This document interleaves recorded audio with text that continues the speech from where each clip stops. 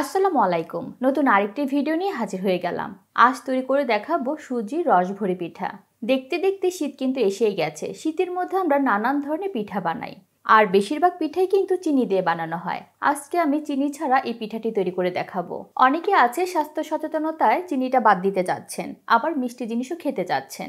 তাই আজকে থেকে চিনি নয়, শুধু জিরো ক্যাল দিয়ে যে কোনো মিষ্টি পিঠা আমরা বানাতে পারি। তাই কথা না বাড়িয়ে শুরু করে দিচ্ছি। রেসিপি শুরু করার আগে প্রথমে কিন্তু আমাদের দুধের শিরাটা তৈরি করে নিতে হবে। আর দুধের মধ্যে তো অবশ্যই আমাদের মিষ্টি লাগবে, আর মিষ্টির জন্য কিন্তু আমাদের জিরো ক্যালটা দরকার হবে।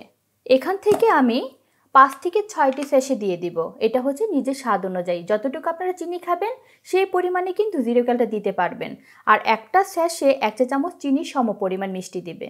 কাজের সুবিধার জন্য হাফ কাপ পরিমাণ তরল দুধ নিয়ে নিলাম, আর দুধটা কিন্তু ঠান্ডা আছে। এখন আমি 5টা স্যাশে গুলিয়ে নিব। চাইলে আপনারা এটা চুলাতেও দিয়ে দিতে পারেন। এক এক করে আমি 5টা স্যাশে দিয়ে দিয়েছি। ভালো করে গুলিয়ে এক সাইড করে রেখে দিব। এখন দুধের শিরাটা তৈরি করার জন্য সরাসরি চুলায় চলে যাচ্ছি। এখন শিরা তৈরি করার জন্য চুলায় একটা হাঁড়ি বসিয়ে দিয়েছি, আর এখানে গুঁড়ো দুধ নিয়ে নিলাম 5 কাপ পরিমাণ। এখানে আমি গরুর দুধ দিয়ে করছি, আপনারা চাইলে পাউডার দুধ দিয়ে করতে পারেন। 4 কাপ পরিমাণ পানির সাথে 1 কাপ পরিমাণ গুঁড়ো দুধ গুলিয়ে নিলেই চলবে।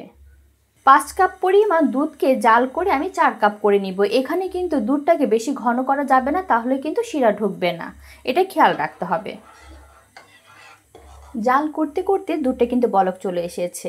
এখন চুলার তাপটা মিডিয়ামের চেয়ে কম করে দিয়ে দুধটাকে আমরা একটু কমিয়ে নিব, 1 কাপের মতো। এখানে বেশি কমানোর দরকার নেই, তাহলে আমরা দুধটা একটু কমিয়ে নিচ্ছি। দুধটা আমি জাল করে 1 কাপের মতো কমিয়ে নিয়েছি। আর এই চোখের আন্দাজ, আপনার যে একেবারে 1 কাপই কমাতে হবে এমন কোনো কথা নেই। আমি একটু বেশি করে দুধ নিয়েছি যাতে করে কম না পড়ে। এখানে হচ্ছে জিরো ক্যাল মিশানো দুধ। এটার মধ্যে একটু জর্দা কালার দিয়ে দিচ্ছি, এটা হচ্ছে অপশনাল। এটা দিলে কালারটা সুন্দর আসে, আর চাইলে নাও দিতে পারেন। আর জর্দা কালারটা আমি ঠান্ডা দুধে দিচ্ছি এই কারণেই, অনেক সময় দেখা যায় জর্দা কালারটা যদি আমরা গরম দুধে দিই তাহলে কিন্তু দলা পেকে যায়। এছাড়া আপনারা ফুড কালার দিতে পারেন, সেটা আবার গরম দুধে দিলে সমস্যা হয় না। এখন জিরো ক্যাল গুলানো দুধটা দিয়ে দিচ্ছি। এখন মিষ্টিটা আপনারা চেক করে নিতে পারেন। ভালো করে মিশিয়ে নিচ্ছি। সাথে যাবে 3 টুকরো দারচিনি, আর যাবে 4টি ছোট এলাচ। এটা দিলে দুধের মধ্যে সুন্দর একটা ফ্লেভার আসবে।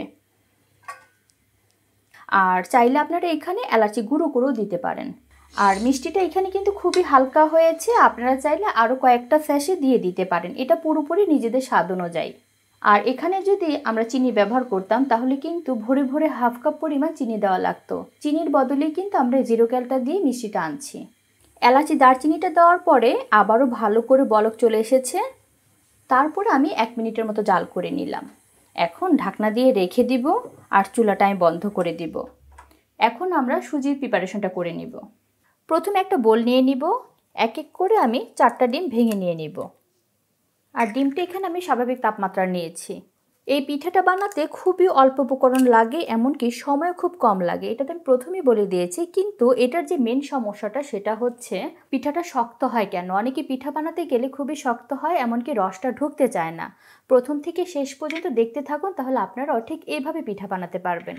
যারা আপনারা ডিমের গন্ধটা একেবারেই পছন্দ করেন না তারা কিন্তু 1 চিমটি পরিমাণ এলাচি গুঁড়ো পাউডারটা দিয়ে দিতে পারেন। আর আমি যথেষ্ট পরিমাণে শিরাতে এলাচি দিয়েছি, তাই এখানে আর দিচ্ছি না। আর যারা আপনারা মিষ্টি জিনিসে লবণ পছন্দ করেন এখানে 1 চিমটি পরিমাণ লবণ দিয়ে দিবেন, অথবা শিরাতেও দিতে পারেন। এখন যে কাজটা হচ্ছে, ভালো করে ডিমটা ফেটে নিতে হবে একটু সময় লাগিয়ে, যাতে একটু ফোম ফোম ভাব আসে, তাহলে পিঠাটা বেশি ফুলবে, এমনকি রসটাও ঢুকবে। এটা হচ্ছে প্রথম টিপস। তাহলে আমি ভালো করে ডিমটা ফেটে নিচ্ছি একটু সময় লাগিয়ে।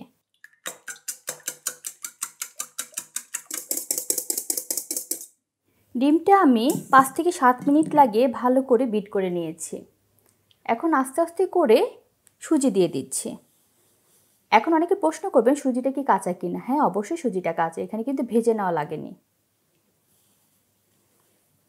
আস্তে আস্তে করে মিশিয়ে নিতে হবে। 4টা ডিমের জন্য 1 কাপ পরিমাণ সুজি লাগবে।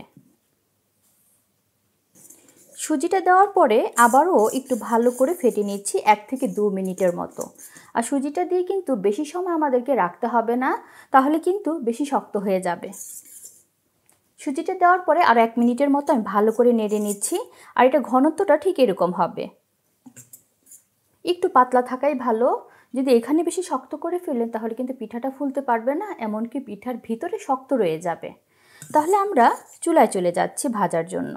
পিঠাটা ভাজার জন্য একটা ফ্রাই প্যানে পরিমাণ মতো তেল দিয়ে দিয়েছি, যাতে করে ডুবো তেলে ভাজা যায়। চুলাটা আমি হাই হিটে ধরিয়ে দিয়েছি। এখানে কিন্তু তেলটা বেশি গরম করা যাবে না, তাহলে দেওয়ার সঙ্গে সঙ্গে পুড়ে যাবে। যখন তেলটা মোটামুটি গরম হয়ে যাবে তখন চুলার তাপটা মিডিয়াম করে দিব। তারপরে পিঠাটা দেওয়ার আগে আরেকবার ভালো করে নেড়েচেড়ে নিতে হবে। আর পিঠাটা বানাতে বানাতে আরেকটু ঘন হয়ে যাবে, তাই একটু পাতলা করে কিন্তু গুলাতে হবে। আবারও আমি ঘনত্বটা দেখিয়ে দিচ্ছি আপনাদের বোঝার সুবিধার্থে। দেওয়ার জন্য একটা চামচ নিয়ে নেবেন, যাতে করে সবটি পিঠা একই সাইজের হয়। আর পিঠাটা রসে দেওয়ার পরে আরও ফুলবে, তাই ছোট করে বানানোই ভালো। এখন 1 চা চামচ দিয়ে দিচ্ছি।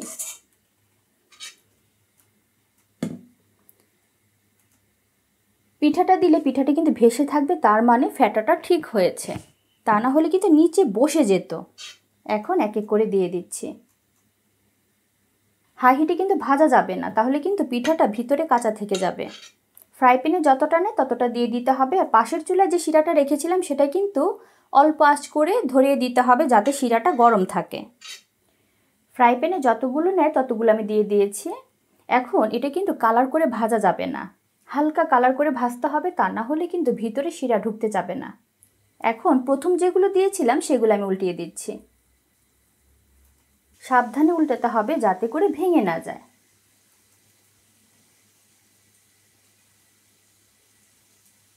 পিঠাটা আমার মোটামুটি ভাজা হয়ে গেছে, এর চেয়ে আর বেশি কালার করতে চাচ্ছি না। এখন আমি শিরাতে দিয়ে দিব। প্রথম থেকে শেষ পর্যন্ত ভাজতে আমার 5 মিনিটের মতো সময় লেগেছে। এখন আমি এক এক করে উঠিয়ে নিচ্ছি। তেলটা যতটুকু সম্ভব ঝরিয়ে আমি দুধে দিয়ে দিচ্ছি। শিরাটাকে আমি ভালো করে কিন্তু গরম করে নিয়েছিলাম। এখন চুলাটা বন্ধ করে দিব এবং ঢাকনা দিয়ে রেখে দিব। আর পাশের চুলা আমি বানাবো আর এক এক করে গরম শিরার মধ্যে দিয়ে দিব। এভাবে কিন্তু প্রসেসটা চলতে থাকবে। সবগুলো পিঠে এক এক করে ভেজেছি এবং এক এক করে শিরায় দিয়ে দিয়েছি। এটা হচ্ছে সবার শেষেরগুলো, এটাও দিয়ে দিচ্ছি। দেওয়ার সাথে সাথে কিন্তু 5 মিনিটের মধ্যে শিরাটা টেনে নেয়। ঠিক এভাবে করে একটু নেড়ে দিতে হবে। যেগুলো প্রথম দিয়েছিলাম সেগুলো কিন্তু হয়ে গেছে, এটা আমি একটু পরে দেখাচ্ছি। তাই বলেছিলাম দুধটা একটু বেশি দিতে হয়। আমি প্রথম একটা উঠিয়ে দেখাচ্ছি। দেওয়ার সাথে সাথে যে রসটা টেনে নেয়, তাই ইচ্ছে করলে কয়েকটা উঠিয়েও নিতে পারেন, তাতে করে একটু জায়গাটা পাবে। তারপরে আবারও একটু দুলিয়ে দিচ্ছি।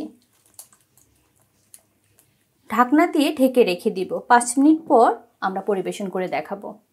5 মিনিট পর ফিরে আসলাম। 5 মিনিটের মাঝেই কিন্তু রসটা পুরোপুরি টেনে যায়। আর এটা তো আমি একটু আগেই বলেছিলাম। আর দেখিয়ে দিচ্ছি কতটুক শিরা রয়েছে, তাই দুধটা যত একটু বেশি দিবেন ততই ভালো হয়। এখন আমি দেখিয়ে দিচ্ছি কতটুক শিরাটা ঢুকেছে।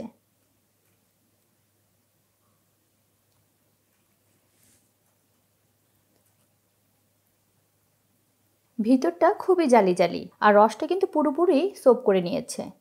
পিঠাটা যদি হালকা ভাজেন তাহলে কিন্তু রসটা পৌঁছাবে, তা না হলে কিন্তু উপরটা শক্ত থাকবে আর ভিতর পর্যন্ত রস ঢুকবে না। তাহলে দর্শক দেখলেনই তো, চিনি ছাড়া 0 ক্যাল দিয়ে কত সুন্দর পিঠা তৈরি করা যায়। যারা নাকি চিনির ভয়ে পিঠাটা খেতেন না, তারা কিন্তু 0 ক্যাল দিয়ে যে কোনো পিঠা খেতে পারেন। রেসিপিটি ভালো লাগলে একবার হলো বাসা ট্রাই করতে পারেন। ভালো লাগলে অবশ্যই একটা লাইক দিবেন, শেয়ার করবেন এবং আমার চ্যানেলকে সাবস্ক্রাইব করবেন। সবাই ভালো থাকবেন। আল্লাহ হাফেজ।